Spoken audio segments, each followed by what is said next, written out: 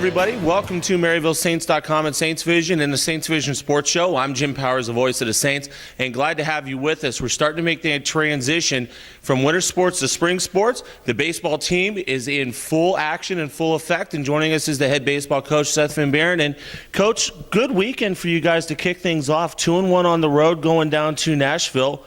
What were some of the bright spots? What were some of the things that stood out to you for the first 3 games of the year? Yeah, the bright spot is the fact that we're 2-1 and had a chance to go a little bit south of Nashville and get the games in, I think, number one.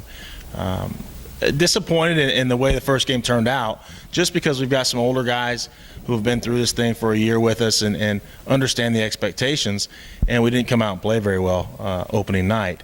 That carried into the second day. We had a little delay and a timeout in the baseball world, and came out the next day, didn't play real well again for 2 innings, which finished the first game and ended in a terrible loss for us. And then I was proud of the way the guys bounced back, and really I thought got the nerves out of their system the first night and played well the second day, and ended up getting a doubleheader sweep and getting in late Saturday night. Talk a little bit about what 3 games like this means early, because normally you guys don't get off the ground until later on February, early March. What does this 3-game set kind of do for you and your coaching staff to start the evaluation process, and especially getting outside, which you guys haven't been able to do lately? Yeah, the evaluation process is probably about 10 to 12 games, to be honest with you, before the conference season starts. We feel like we've got a lot of depth. That's the one very good thing that we feel about this team, which allows us the opportunity to play a lot of different guys and figure out where they're going to exactly fit in, what benefits them and what benefits our program as far as winning ball games the most. So we were able to do that. We played an awful lot of guys. I think 4 guys got their first ever college hit. I thought Corey Herman was outstanding this weekend in relief for his inning.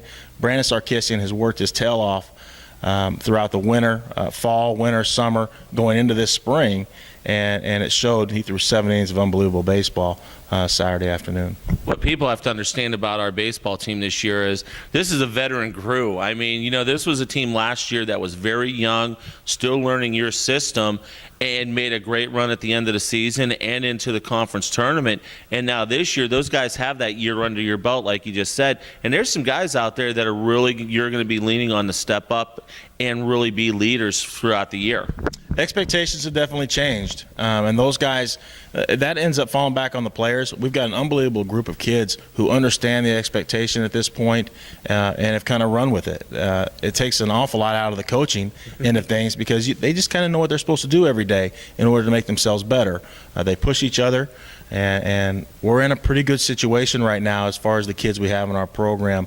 I trust them. I know our assistant coaches trust them, and it's just kind of our job at this point to line them up and hopefully put them in the right situations and let the horses go, as they say. Let's talk about some of the kids. Obviously, you just mentioned a few of them, but who are some of the other guys that you're going to be leaning on early in the year to kind of start to set the tone? Well, Tyler Omlin did not have a good outing on I believe, Friday night, and Tyler would be the first person to tell you that. And our guys hold themselves accountable. I appreciate that about them. And Tyler knows that he'll be better as we continue to go. He works hard. He will be better. Brett Hancock, who did throw well on Saturday, is a guy that we rely on, and he picked up where he left off last season. Brandon Sarkisian, again, is a name that I'll say because Brandon has worked his tail off to allow himself this opportunity to be very good. Corey Herman's going to be a surprise guy. He was a guy that we dropped down on the side a year ago, and he was trying to learn it. I'll tell you, he was outstanding his inning of relief. I like our pitching staff. I think Clayton Luley, Julian Langford, and I hate that I'm going to leave out some names, but we've got some young guys who are going to be very good. Scott Pennington is a guy who, after 2 years of not pitching, came back and threw fairly well for us last year. He didn't have, his numbers on the weekend did not look very good. I will tell you that he threw well. The numbers just didn't pan out for him. Sure.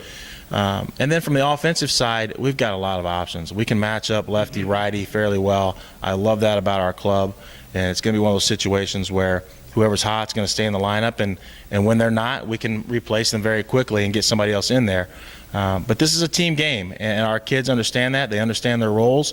And I think that's going to be a huge benefit for us. We can move around some position guys, and I like having that flexibility, to be honest with you. And obviously this week, no games this week. You were trying to get in a 4-game set on the weekend, but Lake Maryville down in the center field and left field area is just not going to let us permit. But we're looking to move the series with South Dakota to next week. Hopefully be able to play it here down at Weber Field. Yeah, I've spoke with Marcus, our athletic director, about that situation, and if we have to move it, we'll move it. I looked at it as I pulled in the parking lot this morning, and would like to be able to play at home if possible, but that's going to be tough at this point. So I've been in touch with the coaches up there, and they want to play just as bad as we want to play, and we're at that point in the year. Let's get the games in somehow. Absolutely, and I know we're excited. We're going to have the majority of the games, all the home games, and I'm actually going to travel with you guys to some of the away games this year on Saints Vision. Very excited about amping up our coverage on our side with the broadcasts. Hopefully be able to do some video, but definitely all the home games and the majority of the away games will be audio-wise, and I know that really works with you guys, especially recruiting-wise. Well, from a recruiting standpoint, the work that you're doing is obviously a benefit because the parents can stay home and listen to the games and obviously watch the games on the internet through live stats. I know that our kids are appreciative of it, and it's going to be a great benefit today and in the future for Maryville athletics. Looking forward to it, buddy. Let's get next weekend. We'll talk to you next week. Hope so. Seth Von Behren, the head baseball coach here at Maryville University. We'll hear from Coach every week as we make the trip through the conference schedule, and hopefully end things up the beginning of May down at Fosse Field in Evansville, Indiana. For Coach, I'm Jim Powers. Glad to have you with us. Make sure you also follow us on Twitter at Maryville Saints for all the updated information about our athletic department and our great athletes. And also follow our Facebook page, like our page, Maryville Athletics. Have a great day. Thanks for tuning in to MaryvilleSaints.com and Saints Vision. And as always, go Saints.